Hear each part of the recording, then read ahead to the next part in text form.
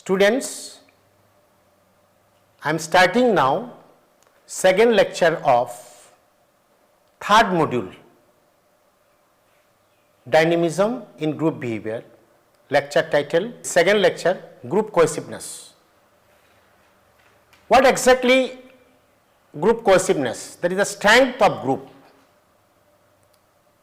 There is coupling among the members in the group, within the group. What level of strength of group, that shows the cohesiveness. What way which each other are attracted. This is very important. What level of interdependence among the people within the particular groups. This is the group cohesiveness, second lecture of dynamism in group behavior. That is the third module. See the agenda, so many things are there, group cohesiveness in organization behavior, since it is the central point of organization behavior, students. Definition of group cohesiveness, characteristics of a cohesion group, dimensions of group cohesiveness, factors affecting group cohesion, benefits of group cohesiveness, disadvantages of group cohesiveness, strategies to improve group cohesiveness, relationship between group cohesiveness, performance norms and productivity, and also I have suggested some of reference. That means group is formed, group is developed. Now group has to perform. What kind of bond is there? What kind of relationship they have? All these things to be studied under this particular lecture, group cohesiveness. Now group cohesiveness defined by Caron, very interesting definition.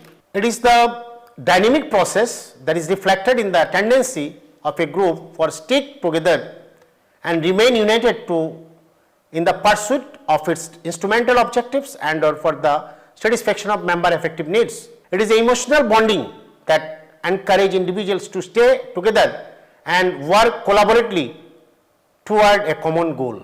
That means long-term bond, development is not important things. Sustainability is very important things. How long this group will continue? Unless we have some kind of bond or relationship, cohesiveness, coupling, group may not be lasted for longer period. If it is not lasted for longer period, there is the breach of group, shutdown of group that may cause some harmful effect. Now see characteristics of a cohesive group. If in your organization, say for example, we have the sound groups, and I can see in education institution, every government system, any kind of public utility service, everywhere some kind of groups are there. But these particular groups have some kind of characteristics: unity and solidarity, shared goals, strong communication, positive norms and rules, mutual support, interpersonal attraction. Now, why this thing to be studied basically? It's basically the elements and the good characteristics, positive sign of coupling of groups. Unity and solidarity, shared goals, strong communication, positive norms and rules, interpersonal attractions, mutual support. Lot of things are there basically which defines exactly what is the cohesive groups. Now see factors affecting group formation. So many factors are there which affect on group formation. Now competition, interdependency, external pressure, size, homogeneity, stability, location, status, leadership. All these things are important. Say for example external pressure, say for example competition. Say in particular organization there is some competition of promotion, competition of completion of projects. So that case, a similar type of people, they form groups. Interdependence is the major component of any kind of groups. If people are independent with each other, definitely you can form a good groups. Then status, some people are having the similar type of status, obviously they form the groups. There is the group cohesion is very important part. The dimensions of group cohesiveness. Dimension is nothing, that is the component area where group functioning. Individual attraction to group tasks ATGT, then individual attraction to group social, group integration tasks, group integration social. So these are all the Carroll is the Carroll pioneering this concept of group cohesiveness, and he has defined that as a whole that dimensions of group, that is the purview of functioning of group cohesiveness, are 4 different aspects, that is the individual attraction to group, individual attraction to group social level, and group integration tasks, group integration social. Now see what exactly it means. Individual attraction to group tasks ATG2T reflects how much a person cares about and feels motivated to work on the group's tasks. This very important thing, that is the feeling and what kind of caring about the motivated to work on the group tasks. Individual attraction to group ATG2S represent an individual sense of belonging, social connection within this group. Sense of belonging is very important things. That is the some kind of level of understanding the organization and your commitment. Then group integration tasks GI2T measures how strongly the group work together to achieve common goals. Group integration social GIS reflects how close and connected the group feels as a whole. Ultimately, for this thing, what exactly that depicts? That means, do you have the interest? Do you have the proper connectivity? Do you have the proper communication? Are you taking interest of the activities of groups? That collectively that strengthen the relationship between among the members within the groups. Now elements of group cohesiveness, benefits of group cohesiveness, that what kind of benefits if group is there, particular organization. Higher productivity is very important things, higher productivity, improved morale and satisfaction, lower absenteeism turnover, better coordination and teamwork, enhance creativity and motivation in supportive culture. These are all very fantastic point I am telling you, that is so called define the inclusive workplace. Nowadays more critical and very important to define the inclusive workplace. It is not only diversity, equity and inclusions that makes your organization very inclusive, not like that. But thing is that once you are happy in the groups, and there may be the lesser chances of absenteeism. If you are liking to do the job, then definitely that reduce the turnover intention. So all these things are very critical, very important. Then improve morale and satisfaction is very important things. If you do the survey, practically you can find that majority of the people, they are not satisfied with their job. That because of role is not clear and people are not giving more importance. In the particular groups, employees are not giving the proper importance. As a result, they are not taking any kind of interest to perform particular type of job within these particular groups. And this is very important to understand benefits of group cohesiveness. Now see, these are all the clarifications. You can see lower absenteeism, better coordinations, teamwork, enhanced productivity, innovation, higher productivity, improved morale, satisfaction. Already I have. Now disadvantages or leaks of high group cohesiveness. Suppose in practically you see particular groups, they are the highly cohesive. It is more dangerous also sometimes. What kind of dangerous? They can influence. They may lobbying, they can pressurize to the management for some undue privilege. Over-conformity is very dangerous. Individuals suppress their opinions to fit into the group norms. Resistance to change. Strong bonds make members reluctant to accept new ideas or process. Groupthink, when group members try too hard to get along, they avoid disagreement leading to poor and unchallenged decisions, suppression of creativity.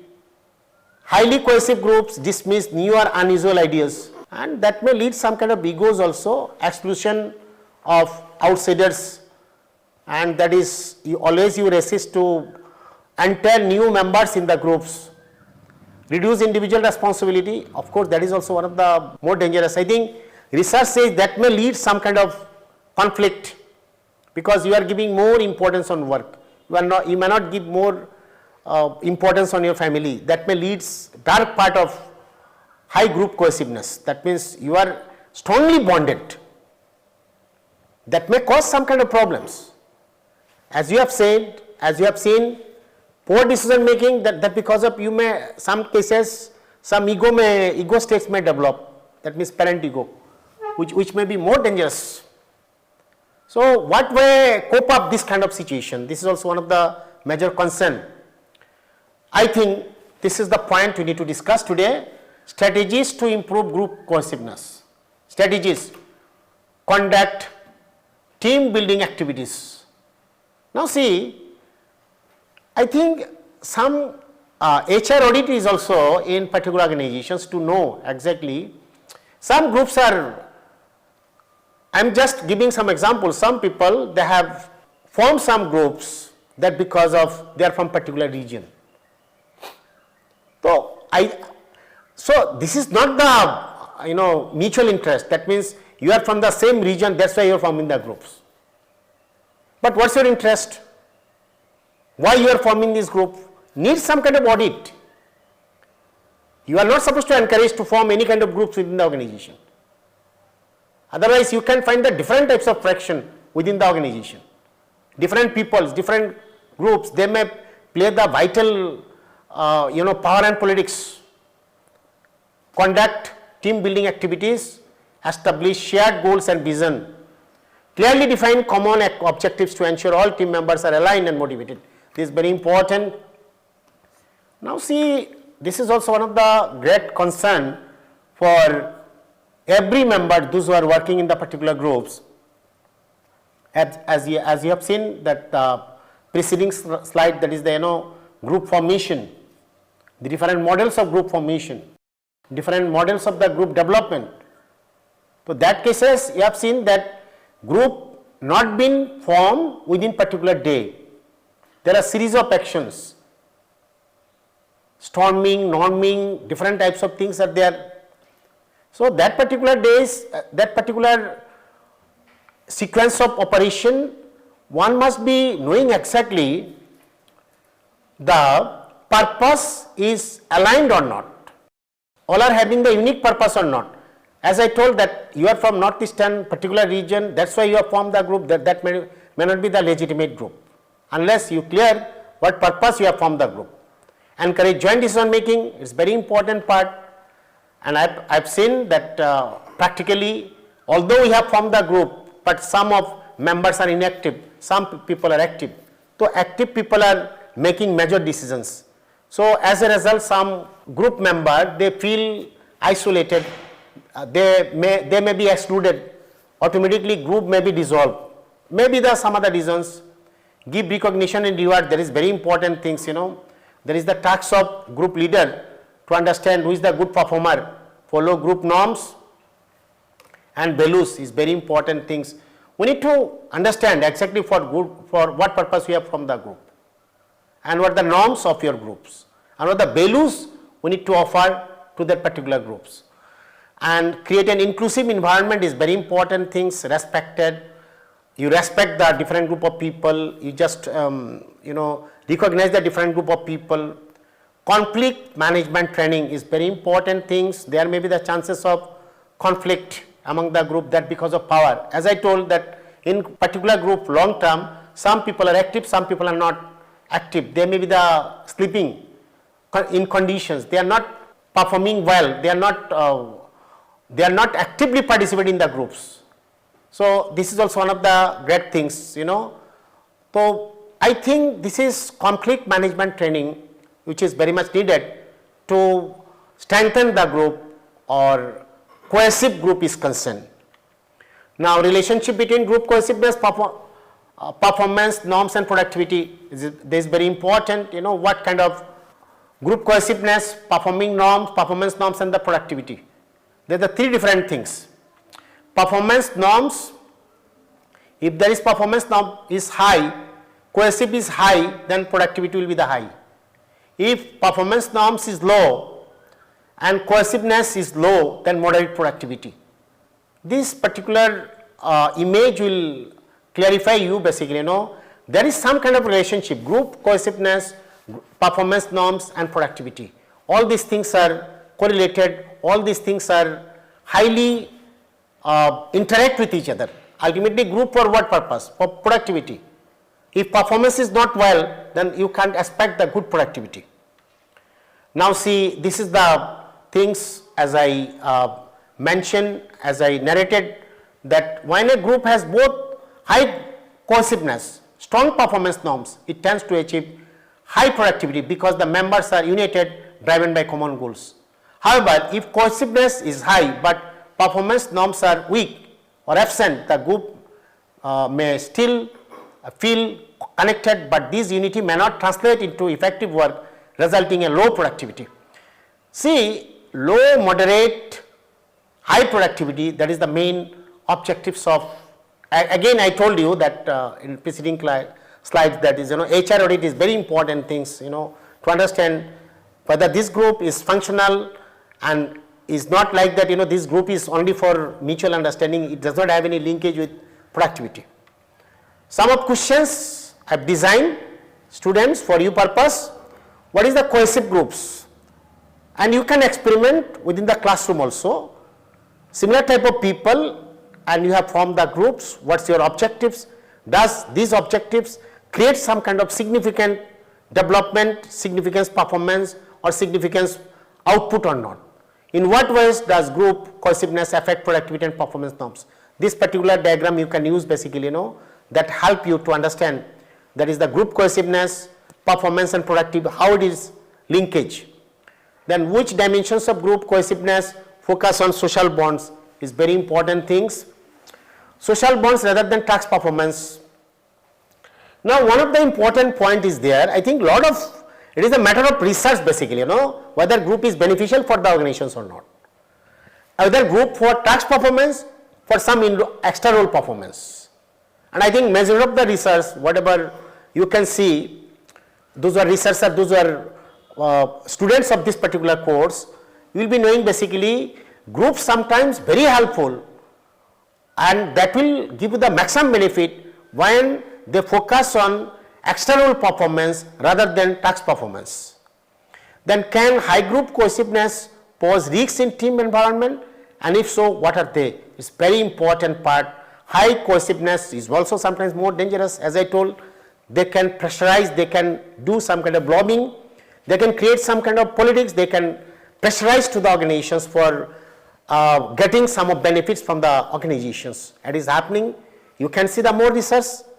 Now see some of books I am preferring basically for your reference basically, like as Caron is the prime person, especially that group cohesiveness can be improved. Caron again 2002 he has the group environment questionnaire, I think something like that, social pressure in informal groups.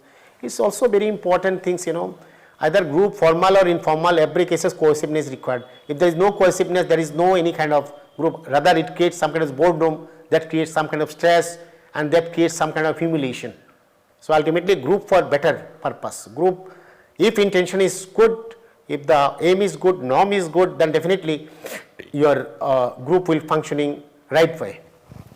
Okay, all these things definitely help you basically when you in certain professions you can form the good groups, and definitely that will help you to improve your performance, overall organizational performance. Thank you very much.